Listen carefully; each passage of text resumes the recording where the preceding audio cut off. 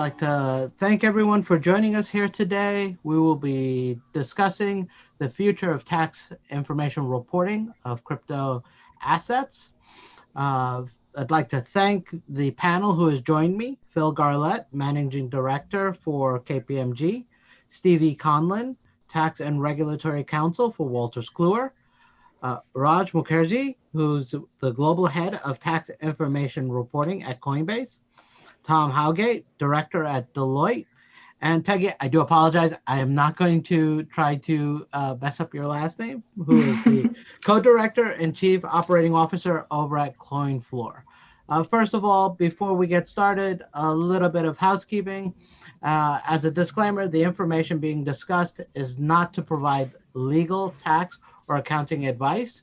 Any statement contained in this communication or any attachments that are provided for tax and regulatory matters is general in nature and not intended or written to be used for the purpose of avoiding penalties imposed on relevant taxpayers.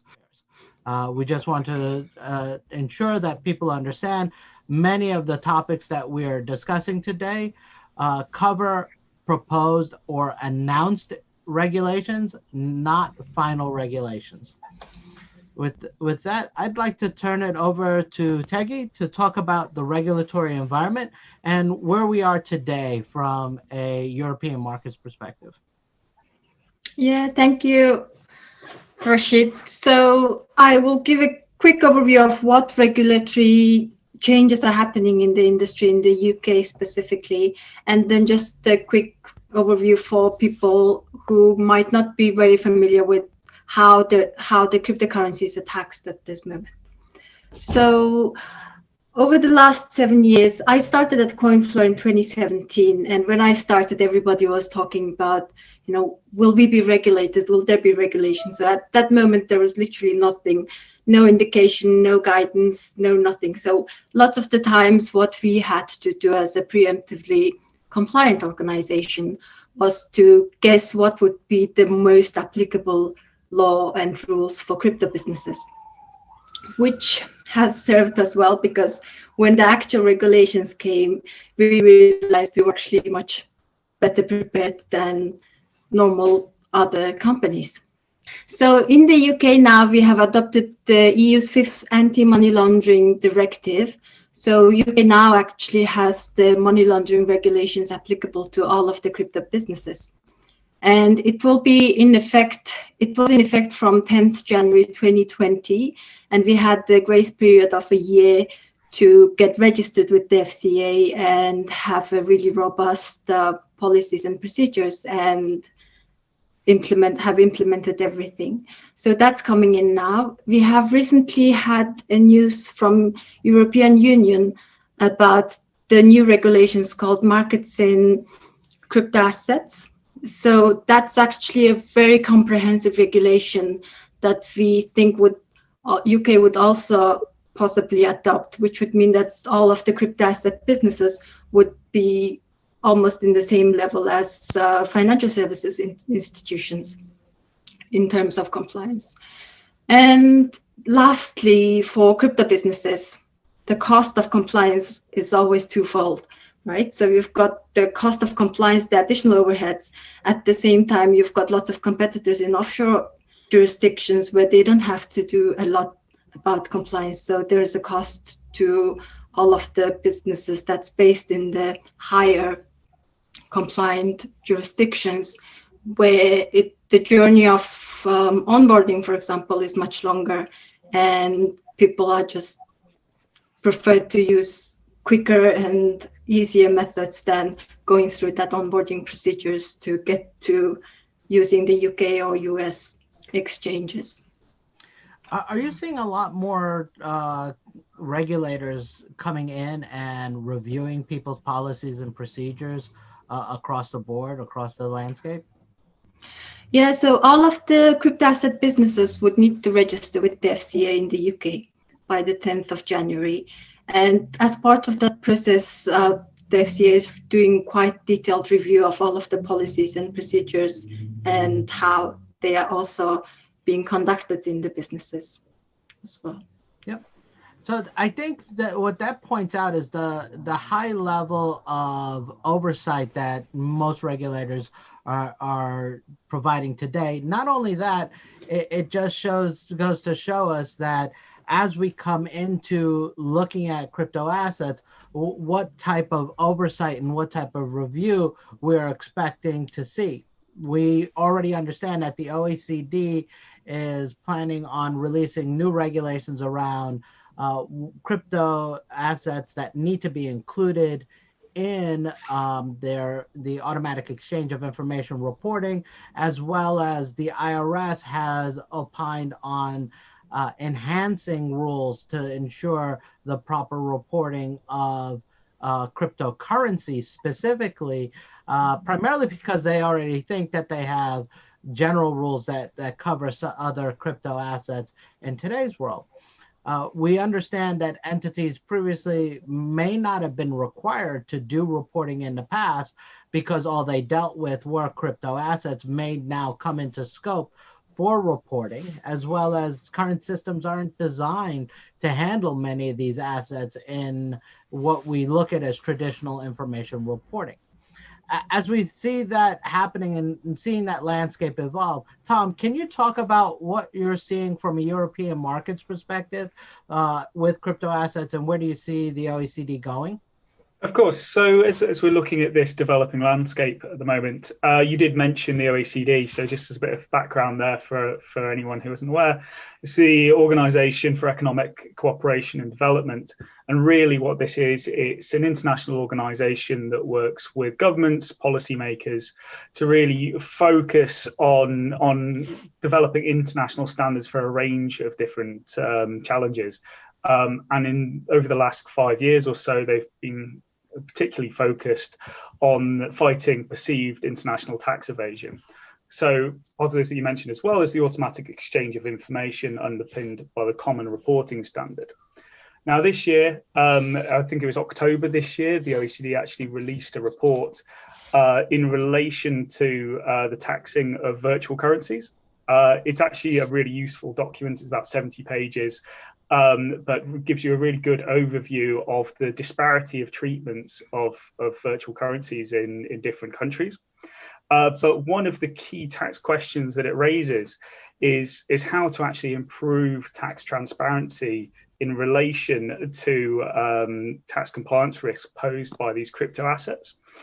So because of that, the OECD is actually currently developing technical proposals to ensure that there's adequate and effective levels of reporting and exchange of information with respect to these crypto assets. So really looking to expand the scope of the Common Reporting Standard to cover off certain e-money products and crypto assets. Now that's looking at the OECD.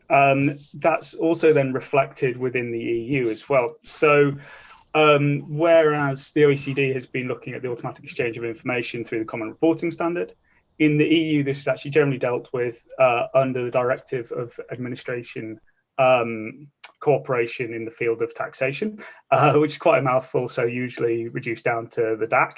And there's been different iterations of it. So DAC 2 was basically the equivalent in the EU of the Common Reporting Standard.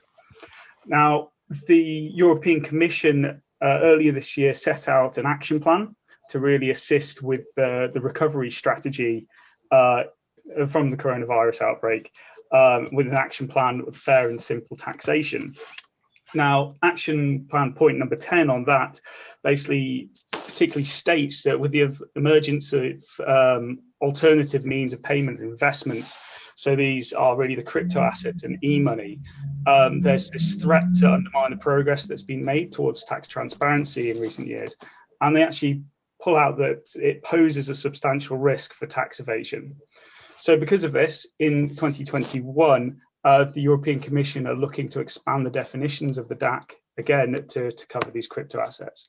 So really, we're seeing that both at the OECD level and the EU level, they're starting to focus on crypto assets as a potential risk for tax evasion and how to deal with that from a reporting aspect. And then from there, just covering off in the UK, HMRC is starting to consult within the Common Reporting Standard group, working parties that they already have, to really start to get consultation out on these expected changes by the OECD and how we'll deal with that locally. And Tom, when do you think the OECD is expected to publish rules? So the current expectation from both the OECD and the European Commission is it's going to be in 2021. So at the moment, no exact date, but expecting sometime in 2021 for these changes to be released at least proposed. Which is very interesting because, you know, when you think about the automatic exchange of information and country by country reporting, these are rules that are already in place today. You know, Raj, from Coinbase, you're already doing reporting and you have existing reporting. How does some of these things and some of these changes actually affect what you're doing today? Give us a little background around what's happening today versus what you're expecting to see from a future state. Great. Yeah, thanks. And thanks for the opportunity to participate in this panel of distinguished experts to talk about crypto taxes. I think we can all agree that tax information reporting has become a global tax issue since the onset of FATCA. The common reporting standard, which followed at the heels of FATCA, can be largely seen to expand the type of due diligence and sometimes reporting obligations that FATCA brought into place. While the area of cryptocurrency is relatively new to the world of information reporting, we are seeing more and more governments and government organizations focusing on how to create due diligence, documentation, and reporting rules for the crypto market. As pointed out by previous speakers, the European governments and the OECD are already taking steps to create or expand rules currently in scope for traditional finance and banking world to join the world of crypto. The Working Party 10 at the OECD have invited and consulted with several US and non-US experts, exchanges, and industry groups to discuss the merits of extending the Common Reporting Standard, or CRS, information reporting rules to crypto assets and crypto exchanges. However, these are not without its challenges, right? The key questions remain open as to the extent of the information collection required, the burden of remediation for crypto firms and exchanges, and whether it makes sense to have aggregate or transaction level reporting for crypto. For example, if the latter position is adopted by the CRS regime, it would mark a stark departure from the expectation laid out to banks and other traditional financial organizations for customer level reporting, which generally is aggregate and not transaction level. However, focus on tax reporting is also high on the priority list for US revenue authorities. Both the US Treasury and the IRS have produced FAQs and notices over the last few years attempting to tackle the crypto world. But it's fair to say that while these are incrementally directive and they're helpful, the long-promised regulations are badly needed. Currently, crypto traders in the US know that gains and losses have to be reported on their individual US tax returns. However, there's no obligation on the exchanges to provide 1099 type year-end reporting minus for fees and rewards on a 1099 miscellaneous. But this only makes life more difficult for taxpayers to accurately report such gains without the arduous task of tracking cost bases, for example, for their purchases. The IRS has indicated that it is looking to Internal Revenue Code Section 6045 for tax reporting of crypto buy, sells, and trades. This is a very different route from the early and somewhat confusing days of the IRC's 6050W implications and Form 1099K reporting on by crypto exchanges. This expansion of traditional broker reporting means that exchanges would not only have to enhance their internal transaction tracking systems with cost basis tracking, tax slot selection options, etc., but also enhance their due diligence and onboarding modules to collect and validate tax certification of customers. Finally, withholding calculation modules and 1099B reporting responsibilities also come into scope. This is vastly different and expanded tax information reporting requirements than crypto has ever seen. While no doubt registered and licensed crypto exchanges will comply with such directives, one must pause and consider the technology and operational costs of such expansions and the time needed to get ready for compliance. There is also the point of level fielding the rules for all the exchanges. Otherwise, it begs the question whether those who are wanting to comply are left with a competitive disadvantage. Those of us who've lived through FATCA and CRS adoption and implementation remember the time, resources, and effort it took to implement such a new regulation. Now imagine the same for companies that are building all of these from scratch. That is what we're looking at when we are considering what needs to be in place for compliance. Is it possible? Of course. Will registered exchanges follow the rules? Absolutely. But it's going to take substantial resources and time to get there. Yeah, and thinking about that, I think you touched on something that that is near and dear to my heart, because it's the space that I deal with today. It's around the due diligence. This is actually going to increase the amount of due diligence. Traditional entities that have never provided documentation to certify to provide self-certification and or a W series form, primarily because they were dealing with assets that didn't have a withholding implication, now become subject to having to provide that documentation, not just in order to avoid the withholding tax, but also just to identify which reporting regime they will fit in, and where companies need to, or banks need to actually do the reporting. From your standpoint, and actually more for the entire panel, are you dealing with a lot more communication, trying to figure out how firms are going to be educating the actual taxpayer on what the changes to the reporting are? If they've previously received a 1099-K and now will receive a 1099-B, why that change is occurring? Yeah, I mean, I can comment on that. So we have sent out communications at Coinbase to customers in preparation for the change. And we're also working quite heavily internally to figure out the right strategy to produce information that is easy to understand, which all of us who are on this panel know that tax, is not an easy thing to understand for those of us who are not doing it on a regular basis. So I think the question is, what is the ideal bite-sized information that is easily communicable, easily digestible, and that can provide some clarity as the regimes change and the requirements change, without really scaring away customers who are keen in this area, but may think that the regulatory responsibilities and everything that they have to now provide, which they haven't had to provide before, could make life much more difficult. Any other comments? Anything else that anyone want to add around customer communication?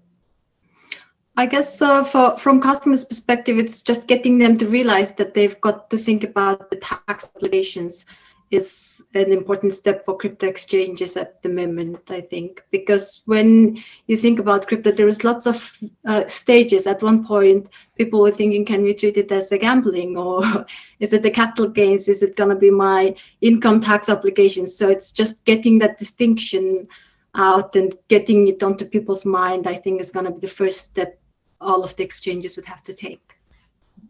Tom, were you going to say something? Yeah, I thought Raj had a really interesting point. This is going to bring people into scope who've never had systems in place to deal with this. I feel like there are two sides of this. On one side, they do have a huge burden of having to build something from scratch. On the other hand, they aren't stuck with some of these legacy systems and having to shoehorn in new bits of due diligence into places where it's never really been expected to fit. So in some cases, being able to start with a blank slate might actually allow them to build more comprehensive systems to cover this, especially being able to see the trends that we're seeing in industry and regulations for more reporting. So huge amounts of effort to get it done, but may leave them in a much better position because of it. No, that's a great point. And, dealing with legacy processes that have evolved. And when you think about that in the grand scheme of things, that's a lot of what's happening here in the US. And from a US standpoint, it's just an evolution of the information reporting process. And I think that, Phil, Stevie, you guys have been looking at the evolution of the reporting from a US standpoint. Can you give us a little bit of your view on what's happening from a U.S. standpoint, Stevie? Yeah, so thanks a lot, Rashid.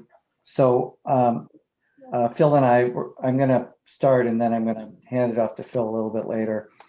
But there's first something that I think is packed into what Raj was talking about that I really want to get to, which is that if you really go back and look at the history of Bitcoin and blockchain, and they're inextricably linked because blockchain is the is the platform on which coins such as Bitcoin are built.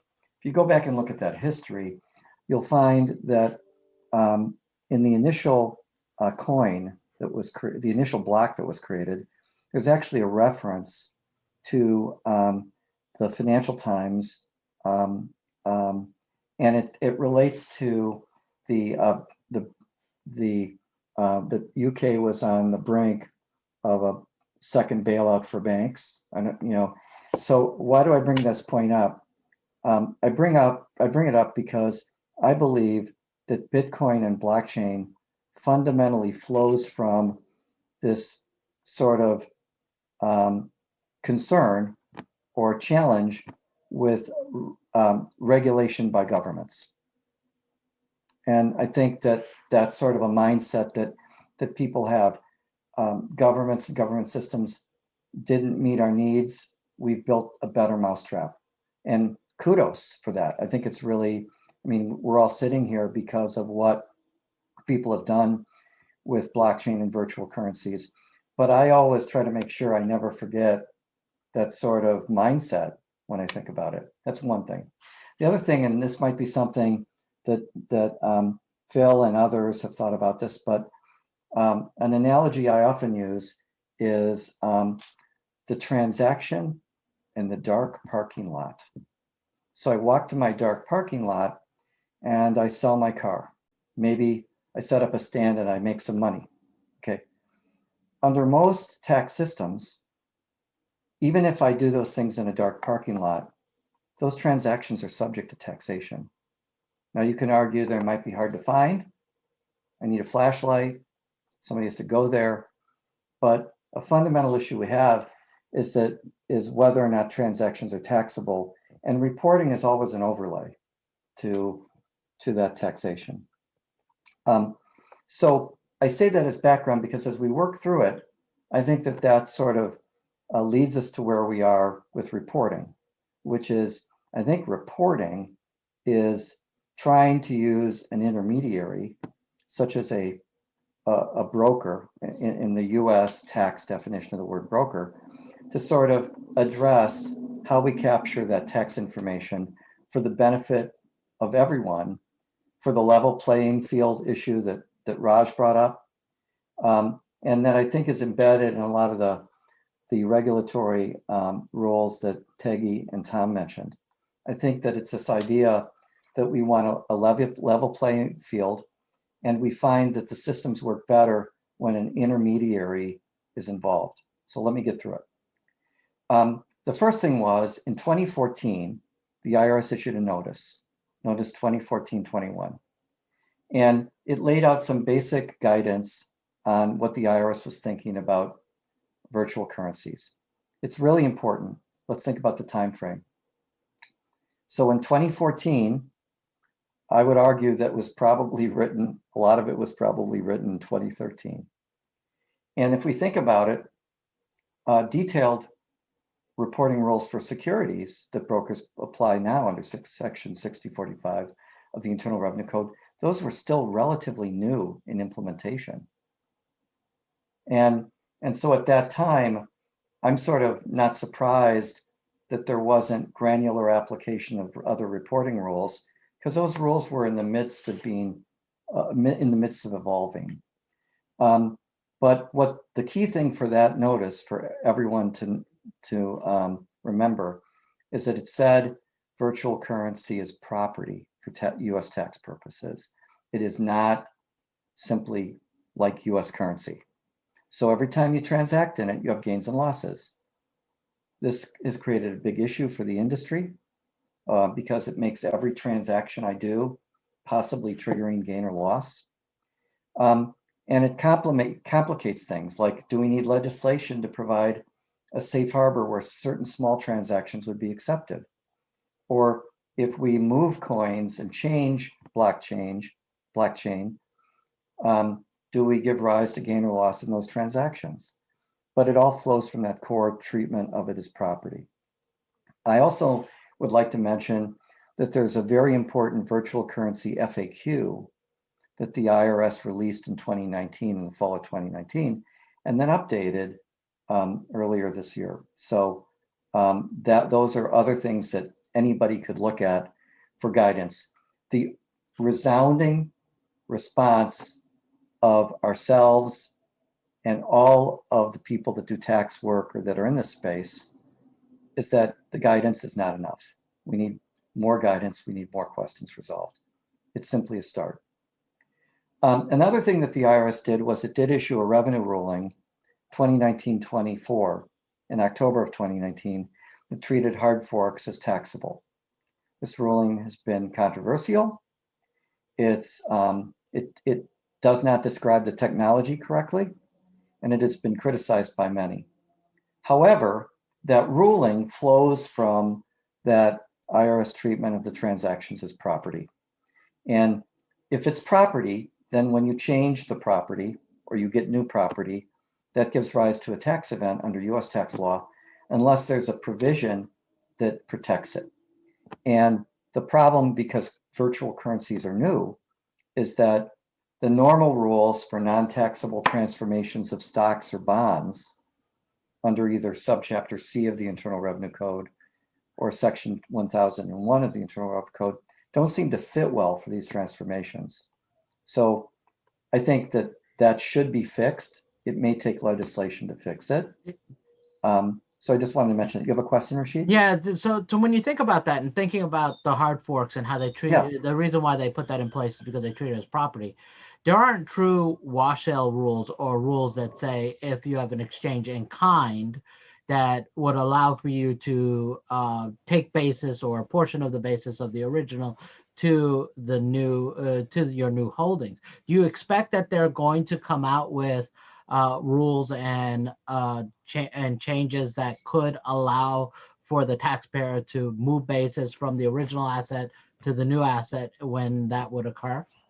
Yeah, let me hold. So in terms of wash sales, Phil is going to cover that in a little bit. Mm-hmm. In terms of the basic transformation of virtual currency due to a fork of some kind or other events such as an airdrop, there are a couple of things I always think about with that. The first thing I think about is that if I have one thing and I really get something else in addition, the question is, does my basis move and how? And then where's the basis? So if I move the basis to the new thing, there's some math involved there. You have to track it and move it from old coin, let's say, to new coin. And that's a process. And then you get into what if one of us sells the old coin and not the new coin?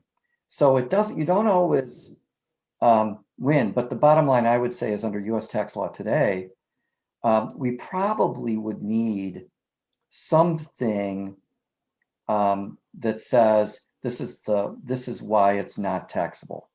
And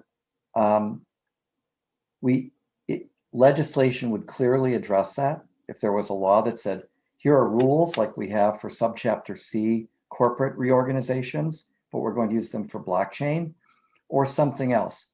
But we just don't have those rules yet. Now, we could adopt them organically, but then Raj and Taggy and others and all of us as experts would have to worry about whether or not those could be challenged in litigation.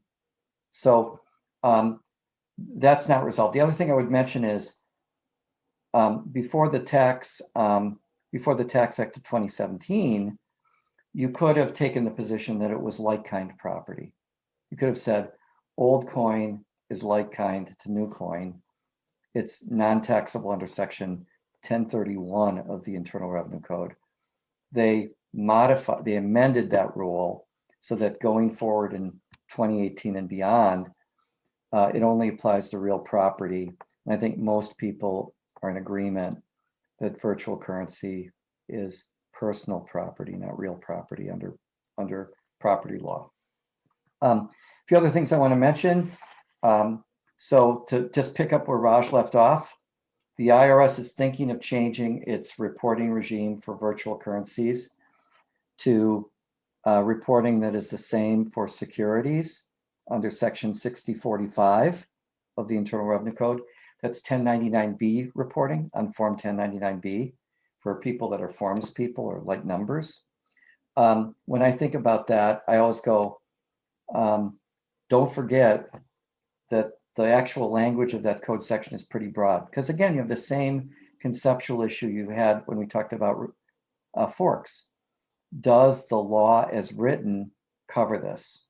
The law itself for reporting under 6045 is fairly broad. And so it really, I think in the case of 6045, it really is a regulatory project. And that's what the IRS has on its priority guidance plan, as was referenced before. Will it be a lot of work? That's a very difficult position. But if you think about the fact that holders, that when they dispose of their virtual currency are in fact taxed in the United States, whether it's reported or not, then you get into whether this really makes good sense from a policy standpoint to impose reporting, because it makes the lives of the customers easier. That's an important thing that I would consider. There are complexities, as Raj intimated. One of the things that Phil and I were talking about is lot relief. If I own 2 coins and I sell 1 coin, and I bought the 2 coins on different dates at different prices, well, how I determine which coin I sold will affect how much gain or loss I had, and under US tax law, whether that gain might be short-term or long-term and taxed at a different rate. So lot relief becomes really important, and systems to capture and track lots are more complicated. But that's the rule that already applies to a holder.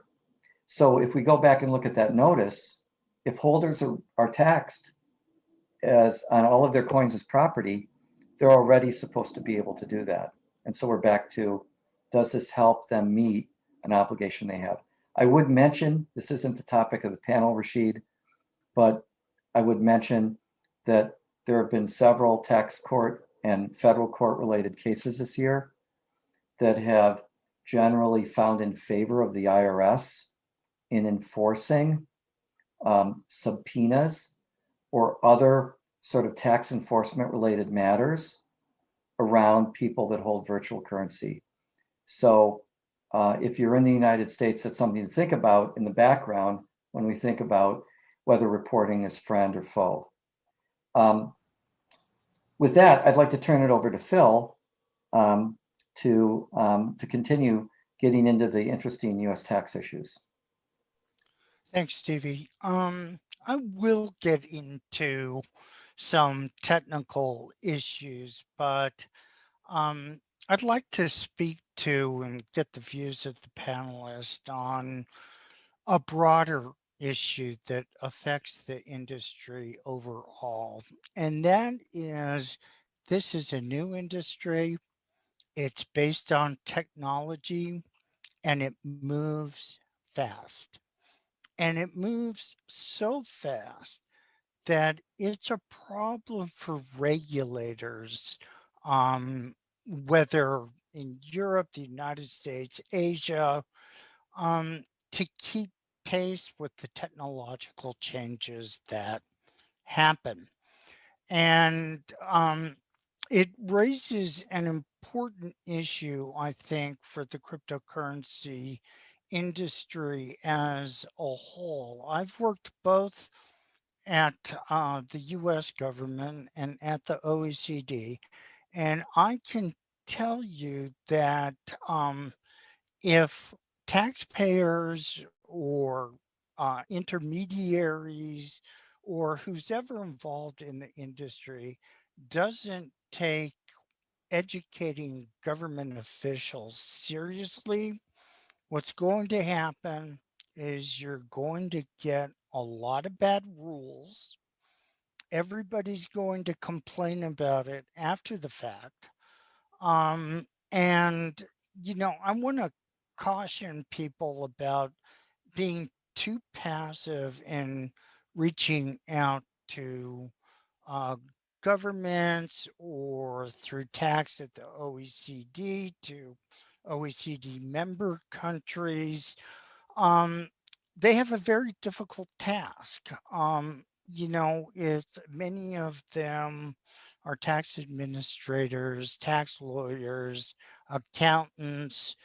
They don't really understand the industry. So I think it's important for the industry to understand that there's a huge learning curve. And people need to take that seriously and be proactive. Rashid, you wanted to make a point? Actually, Phil, it was me. I'm sorry, Raj. Whoever, make a point. Almost as handsome as Rashid. Yeah. So I think your point is well taken. I think this was particularly apparent in a number of discussions with the OECD and its member states, because there is some divided opinion there, for example, on the nature of the reporting and what should be required of crypto exchanges, right? So there are a number of countries who understand that, for example, transaction level reporting is an insurmountable amount of data that could be dumped at their doorstep. And then for them, it would be an extremely large resource effort to go through it and even make sense of it. Whereas others feel that, and I think some of this is because, there's a general feeling, I've noticed that many government, not all, but many in various governments feel that those that are partaking in the crypto world, it's some dark web and it's some nefarious involved, which is not the case. But I think they feel that let's have all of the information and then we'll figure out what we want and what we don't want.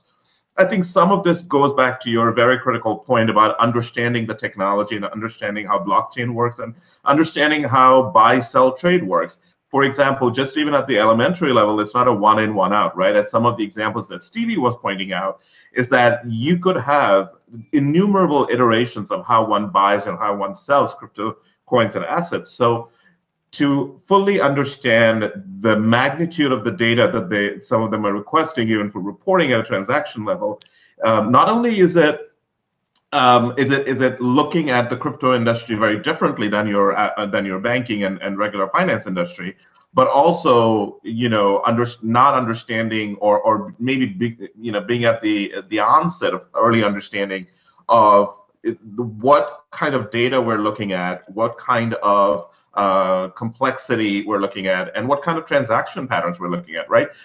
So that's the point that I've tried to make in my conversations with the regulators, to say, what is your intent? Are you looking for every John Doe that has $50 or 20 euros worth of crypto transactions? Or are you going to focus on the large amounts and then, get your, regulatory compliance and audit requirements out of that? So I think that's a very important point of education, as you point out, moving forward with the regulators. Yeah, and I think, Raj, that, not striking the right balance on those issues, industry costs versus government interest, is a danger that both the industry and the government face, right? It doesn't really serve the government well to get tons of information that they can't use effectively. At the same time, the industry needs to understand, government has its interest too, but the two really, I think, need to work together, and that takes dialogue. Again, my experience in the government was dialogue leads to better rules. Silence leads to bad rules. Teggy, did you want to make a point? Yeah, I didn't want to stop you in the middle. I just wanted to add on the previous comment, where how do we work with the regulators to make sure that the new regulations and rules are coming in is suitable for the crypto industry. What I've noticed from CoinFlow, we've been around since 2013, and we are the longest running Bitcoin exchange in the UK. But from our experience, what we've seen is the regulators and the policymakers are very open to learn from the existing businesses, what they're finding useful, what they've seen that actually might not work. So there's a lot of open conversations going on between the regulators, the tech companies, also the exchanges. So I think that's a great starting point. Obviously, some things will not be perfect, but just this initial collaboration attitude towards the new regulations, I think, is really important at this stage, I think. Yeah, and I Yeah, think it's that important. education is Go key ahead, because it's not Rashid. just about educating so that we get the rules right. There's something that typically gets overseen when these rules are published and set up is the audit. Audit and review seems to be the hardest thing because the people who are auditing you are the ones that did not write the rules. So it's there in some ways they're interpreting what is expected of them. And in a lot of cases, from the IRS's standpoint, the IRMs are never very clear and specific. So you have someone who you're sitting in front of really doesn't understand the business and is trying to figure out, how do I verify that they're doing the right thing? So, a lot of times I always advise people that when they're sitting across from the audit team, upfront, what they should do is define their businesses properly, so that this way that process of reviewing and ensuring that they're compliant goes a lot smoother. I think it's also important, Rashid, that you, and just following along on the same point, that you document what you're doing. I think that given that, um, the cryptocurrency industry, it's not like established banks and brokers who've had systems for years or decades. They've hired people who know the rules and IT people who can do the appropriate programming. The cryptocurrency industry is still in its infancy, right? And they're focusing on establishing a business. And I hope that what governments will do when final rules are ultimately issued is say, look, we understand this is very difficult. It's going to take a lot of time for both of us to understand.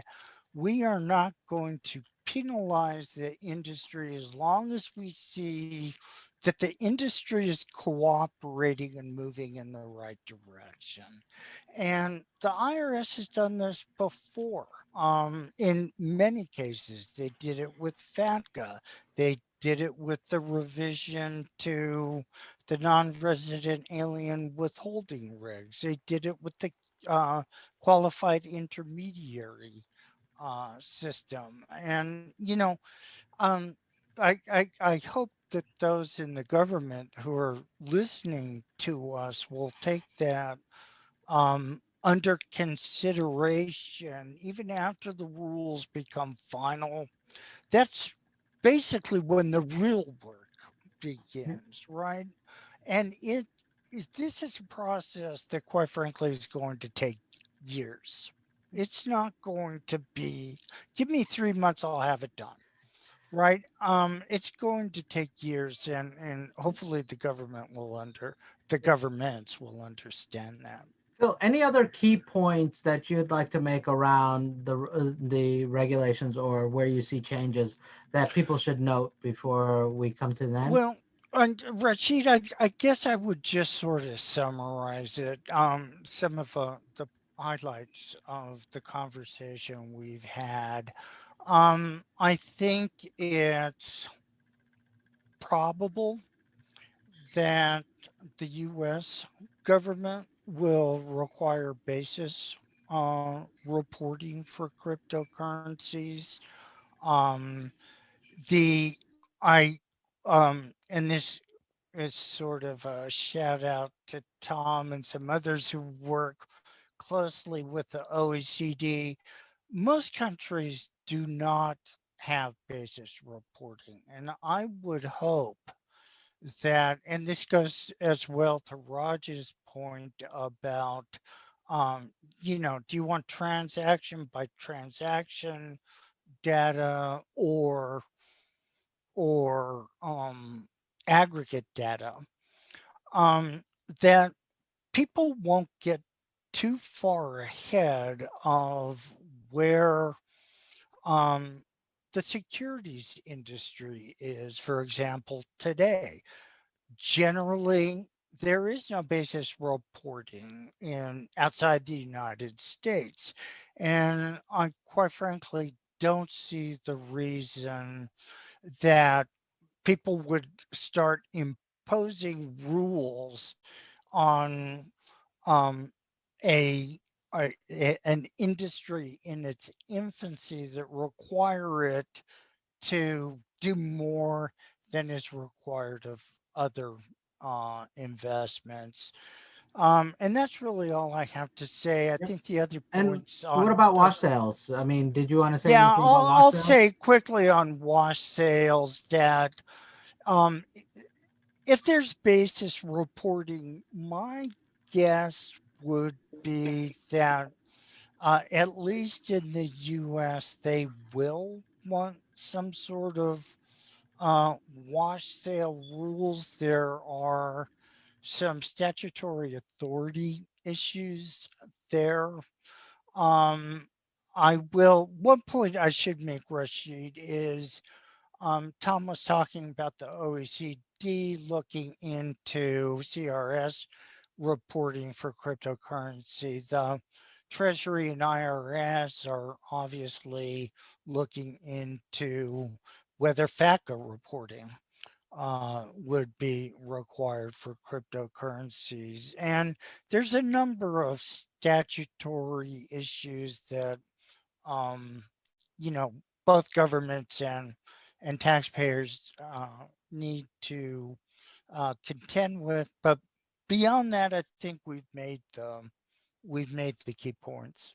Yeah, and I think when we're talking about compliance, I think one of the things that I want to call out that is that there is the question of due diligence of new clients, right? How do I onboard new clients with, say, whatever the IRS comes out with the OECD?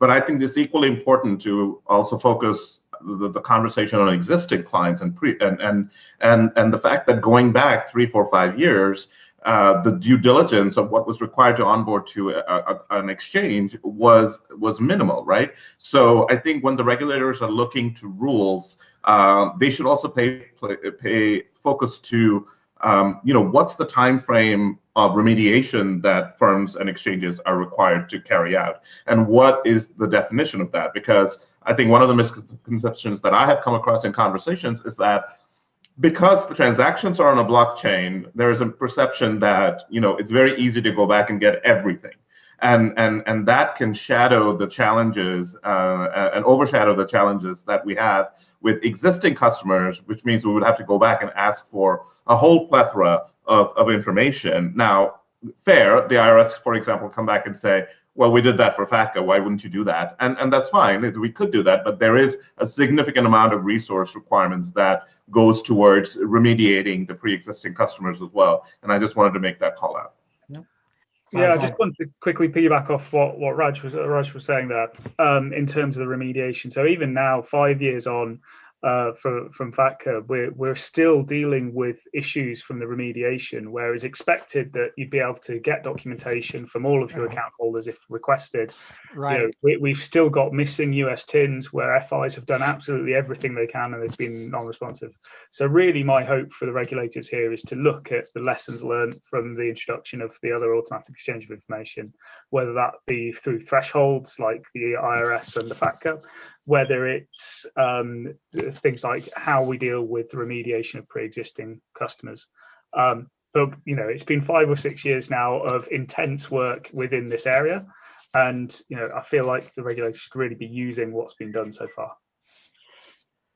No, well, any other comments? Anything else that we did not capture throughout the course of this conversation that anyone would like to add in?